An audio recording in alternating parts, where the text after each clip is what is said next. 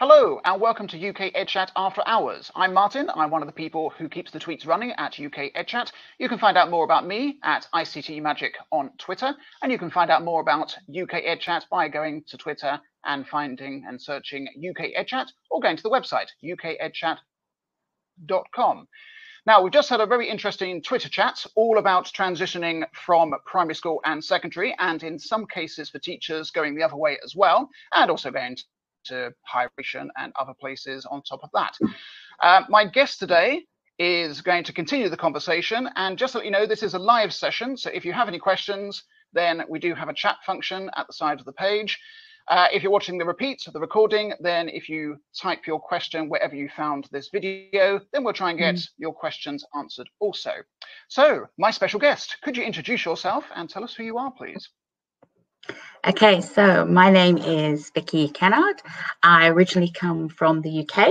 I trained as a secondary high school maths teacher in the UK and taught there for, trying to work out, about 10 years in Manchester and London. And then we moved to Australia. Again, I was teaching mainly maths and science in Australia in high school. And then I went into a curriculum development role. And through that, I ended up doing some teaching in primary, doing some maths teaching in years 5 and 6. And it was a real wake-up call because I'd suddenly realized I was in the same building. It was a K-12 school, and yet the expectations, the way the teaching was done was so different. And it really made me rethink how I taught in the high school, at least in the lower high school. And yeah, that has led me to a lot of different places. I've worked as a consultant in schools, training teachers from kindergarten all the way through to year 12, 13 in the UK.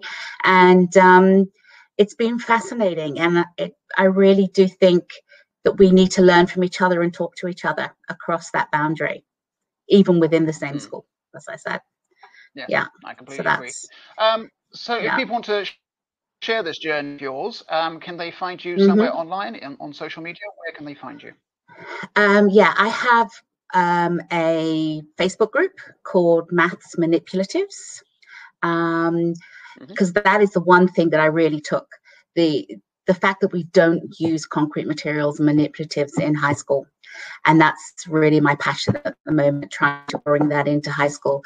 So I have a Facebook group called Maths Manipulatives where people can share ideas. I also have a blog, mathsmanipulatives.com, where I dive into and go into quite some detail in particular manipulatives. So I just did a 6-7 part series on using algebra tiles, and I'm about to start next week, should be publishing my first blog on using Cuisenaire rods. I know they're old, but they are so good. And yeah, so using Cuisenaire rods, and again, right into topics into high school. They're not just something that we just keep in the cupboard. So yeah, that's what I'm doing at the moment. So we'll share all of those links that you've mentioned in our show notes, so you should be able to find the show note link wherever you're watching this. So you've mentioned a couple of the resources you're making, so maybe it will be an interesting way to start the conversation about transitioning is how many of those resources that you're currently developing do you think could be adapted either going to a lower age group or perhaps even to a higher age group and going into higher education? How easy is it to tweak certain resources? Obviously you're talking from the maths perspective, but how do you think how easy is it to transfer across these boundaries that we've imposed on education? I think it's very easy, and I think one way of doing it is by giving the resources to the students and letting them use them when they feel the need. Too often we bring out a resource when we, the teacher, feel it would be useful, but students are very creative and very inventive. And sometimes they might find a way of using something that we hadn't thought about. So if these resources, like talking about particularly about maths resources, if instead of having them locked away in cupboards, if they were out on the desks in tubs or just around the room that students could just pick up and use when they felt they were useful to them, we would find that they would come up with all sorts of imaginative ways of doing things. I was doing a problem the other day on using Venn diagrams, and I suddenly thought, vectors and sorting circles would be really good for this. And I was working on it. And I realized, you know, the Venn diagrams is, well, in Australia, it's a year 9 topic. So it's like a middle high school topic. And definitely, I think counters would make a huge difference. But I think too often we feel using these sorts of things is babyish. And I think it's funny because we allow them to use calculators. So why can't they use counters and dice? You know, even when they're doing a test, why not give them the materials if that's what helps them? So yeah, I think that, and going down as well. When you're going to the higher levels of mathematics, then obviously everybody is trying to get every resource possible to crack certain problems. So if you go to university level and beyond, then there's really no limit to what resources. You can't say, no, you're not allowed to use that because it will give you the answer straight away. Well, surely, first of all, we're not looking for a particular answer. That's right. By the by. Yeah, you're trying to get to a particular place, and why would you put artificial barriers in that place? Because as a primary specialist myself, I can say that children in probably most primary school classes know the classroom even better than the teacher does, and they know exactly where every resource is, and they probably feel like they have more ownership over the classroom. They feel like it is their classroom because obviously they're based in that classroom most of the time. So perhaps secondary school, there isn't quite so much ownership over the classroom because they are moving to different bases around the school. Yeah, I think that's where virtual manipulatives can come in. Most students today have access to a computer or a tablet of some sort, and using the virtual equivalents. There's so many resources out there, and most of them are free. So they can use them, even if they're not using them hands-on, they can still use those manipulatives, but they need to be introduced to them and they need to be shown how to use them. And I think a lot of times high school teachers feel they don't have the time. They have so much content to cover. But I think if they actually gave a bit of time to this, the understanding would come quicker and deeper. So a little bit of time spent on it would actually make up time later on. But I understand that pressure. But I think it's something that high school teachers often haven't even thought about. So it's a training issue as well. I think it's a teacher training issue, making teachers aware. Because when they do become aware, they get very excited by these ideas and take them into classrooms. But it's getting that awareness out there, which is important. So we're mainly discussing. Sorry, there's a slight delay. We are discussing the transition between primary and secondary mainly here, but also there are other boundaries within different elements of school as well. So perhaps we can talk about a little bit where are the boundaries maybe in secondary school. Obviously, there is a clear boundary between, in the UK, Key Stage 1 and Key Stage 2 at the age of around about 7 years old. There is going to the big school, the junior school, as it were. Are there the same kind of transitions within a secondary school setting? From subject to subject. And I think that is so sad because there is so much teachers in different subjects could learn from each other. And so much integration. I mean, one of the biggest problems we have is getting students to transfer knowledge that they've learned in one area to another. So I've had teachers in humanities say, you know, that they teach English and they teach history. And they might teach sentence structure and paragraph structure in English, but when it comes to history, it all seems to disappear. And the same with maths and science and all sorts of things.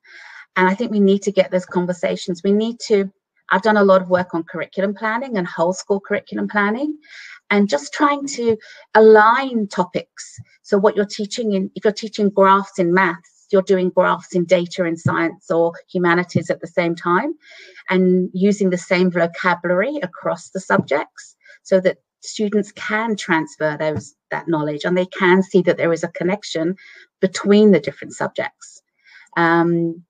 Primary, it's a little, in my personal opinion, primary is a little too generalist, one teacher doing everything, whereas high school is too siloed. And I think there has to be a happy medium between the two. So obviously teachers have a big role to play in breaking out of those silos at secondary, but do you also think that maybe we can give some of the ownership of that over to the pupils themselves? Because obviously they are sitting in all of these different lessons. They should hopefully be able to make some connections if we give them permission to do so. How can, as a teacher, we give them that permission to do so and perhaps some of the skills to do so? I think showing an interest in other subjects. So when they walk into your room, it's not, this is a maths lesson and all we're going to talk about is maths, but actually showing an interest in them and what else they're doing, what else the students are doing. What subject have you just come from? What did you learn that was interesting? Is there something that connected to this subject? Just making those connections clear to them and being interested, I think, because if they know that you're interested, you're a math teacher, but you're interested in what they just did in English, then that shows them that every subject is of interest. It's not just you're only interested in what you do and nothing else. You are more than your subject. I think that's important. Okay, that's a great idea. So the idea that maybe you could start the lesson by explaining how particular concepts from your last lesson may link to your current lesson, and maybe at the end of the lesson you could also ask them, what are you going off to? What have you been talking about recently? How could that then match? So you've got two different lesson points at the end. Yeah, that's a fantastic idea. And obviously that is something that happens really readily at primary, because we do pick up the next lesson. So that's very easy to do. And obviously every lesson has many different strands from many different subjects. So it's quite easy to do. So yeah, that's fascinating. So why do we think that this separation at a particular age has happened? Why historically do we think that this has come about? Are there advantages and disadvantages to this? I think it is a historical thing. I think education used to finish at 12. Very few students 100 years ago would actually go on to the grammar school or the high school. So those had a very different feel. It was a general education to prepare you for the workforce in some ways, like with some literacy and numeracy so that you could function when you went into work. And then the high school was for those that were going on an academic pathway to university. It had a very different feel about it. It was for a very different purpose. And even though now education is compulsory in most places to the age of 18, we haven't changed that model. We've continued with that design. And I think education, I think it's very hard for things to change. It takes a very long time for change to happen. And it takes a very brave person to break the mold and do something different. So, and yeah, it's just something that's replicated across the world. Absolutely. Do you think it would be advantageous to do something like we do in the UK at reception, so the very early years of education, where graduation into the classroom? So not only can you start at different points within the year that you turn a particular age, but you also do different numbers of days to gradually ease yourself in. Now, obviously, there's a lot of emphasis put into the transition process going from primary to secondary, but could it be perhaps a gradual process where you spend a couple of days in one institution and a couple of days in the other, and that increases as you slowly mature? And could that perhaps happen at different ages for different students? I think that's an interesting idea. Not something I've really thought about. I think there are practical difficulties. It always comes down to that with schooling. There's always those, actually, the practical difficulties, how you do it. I don't know about in the UK, but here there are a few schools that are abolishing year levels or blurring year levels. So they're making tracks for students. So if a student has a particular interest, they can follow that interest, and they might go very far with it at a younger age and then maybe switch to a different topic. So there are different models beginning to emerge. The idea of personalized learning and developing your own pathways through different subjects. So it might not be going to different places for different days, but it might be studying different things. Like in semester 1, you might focus on your sciences, and in semester 2, you might say, well, actually, I want to break from that. Let's focus on something else. So that sort of thing is beginning to develop a little bit, allow a little bit more personal student choice. But again, it's the practical aspects of it, which, you know, is always a problem. And I think, well, I know the UK and I know the Australia, and I know a little bit about the American Common Core. They are very, very crowded curricula, and teachers just feel, you know, how do I get through the content? And I think maybe teaching a little less, but allowing them to experience it a little more leisurely might actually be of a big benefit as well. Yeah.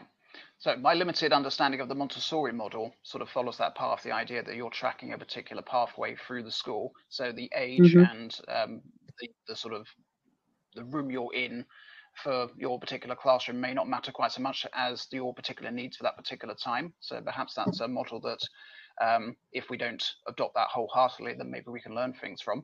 So obviously we've been talking about the differences between primary schools and secondary schools and other areas of schooling as well.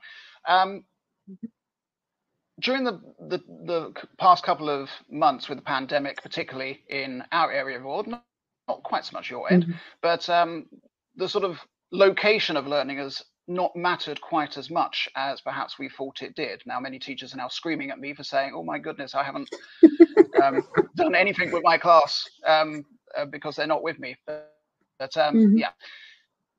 Remote learning, I think, there's going to be some element of remote learning here to stay, I believe. So does this mean that maybe the location of learning is actually less important, and perhaps as an extension of that, then maybe the phase of learning and the year group of learning isn't quite so as important as maybe it once was? I do think we're to learn a lot from the experience of being online. I do think a lot of things are going to change, and education is one of them. I think teachers have learned new skills. I think students have learned to be more independent. I think hopefully parents appreciate us a little bit more. Yeah, I think there's going to be a lot of reflection, and I think we will see in the next few years things change. And I think this idea of being online as well, I think COVID's going to go away that quickly. And I think we just had it here in Melbourne. We went into a 5-day lockdown, and the schools just transitioned and the pupils transitioned, and it was just like, okay, fine, that's what we're going to do. And I think it will bring changes probably a little faster than they would have done otherwise. And I think you're right, having that flexibility is very good. Yeah. So how can we perhaps help our teachers and our children to become more flexible? First of all, obviously, we need to get the resources in place. But beyond that, what skills and maybe resilient techniques can we have for making sure that they are independent workers when working remotely, and still able to function in a group and collaboratively when they're as part of a in-person team? I think from a student perspective, we need to teach those skills explicitly. We can't just assume that they have them. Executive function and teaching those skills is an important role that teachers need to play. I think for teachers, the problem for teachers always is time. And somehow freeing up teachers to have that time to reflect and to network is very important. Some of the comments we had on the chat about being able to network across that primary secondary divide, and even within secondary, like I said, to talk to teachers of other subjects. So I don't know, maybe this online, if the students can spend some time working independently online, maybe that will free up teachers to have time to actually meet and plan and in ways that and with people that they wouldn't have otherwise. Maybe that's something we can look at. It's fascinating from the Twitter chat that we've just had. Almost every participant thought that that's going to another phase of education just to learn more and discover more about where pupils have come from or where they go after they've been with that particular phase. It's fascinating how many teachers actually thought that was a really good idea and thought it was really beneficial. So can I ask you maybe perhaps the same question? What have you learned, maybe the most important thing you've learned from another phase outside your particular phase? I think I learned just how hard primary teaching is and gave me a real appreciation of primary teachers. I think as high school teachers, sometimes as subject specialists, we're a little bit condescending, like because we know our subject so well, and primary teachers don't know it so well, and I think that is wrong. And I have real admiration for their classroom management. The first time I was in a equivalent of a reception class, and they were all sitting on the mat, and all of a sudden I felt something on my feet, and I looked down, and a little girl was stroking my shoe. And it's like, you don't get that in a year 12 or 13 classroom. They don't do that. No, they don't. And it does give you an appreciation for other people's challenges and for their skills. And I think that's important to appreciate the skills that other teachers have. And sorry, yes, did I answer the question? Yes.